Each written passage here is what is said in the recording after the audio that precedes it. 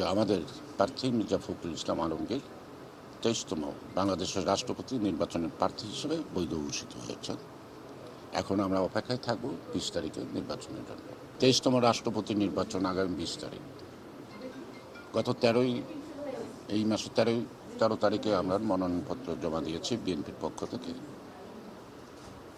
এবং আজকে বাছাই পর্ব ছিল।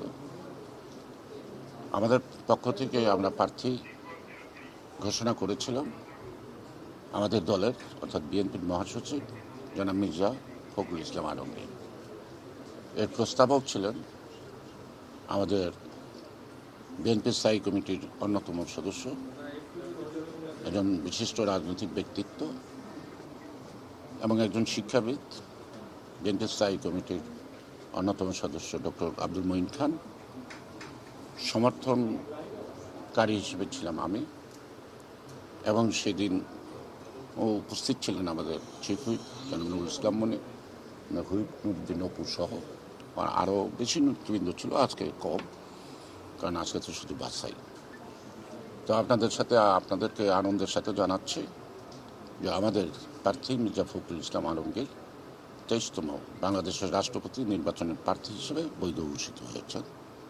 এখন আমরা অপেক্ষায় থাকব 20 তারিখে নির্বাচনের জন্য। সেটা পরবর্তী সংসদ যদি বিবেচনা করে সবাই মিলে, এটা হতে পারে।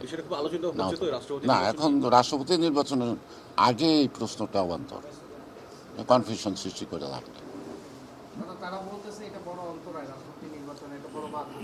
না, বড় বাধা কি বাধা না, আমার প্রচলিত সংবিধান অনুযায়ী আমাকে পথ চলতে হবে। সেই সংবিধানে আমার যেখানে বাধা আছে সেই বাধা অতিক্রম করার জন্য আমাকে সংসদ থেকে সংশোধন করতে হবে। এর বাইরে না, রাস্তাঘাটে বলে লাভ নেই।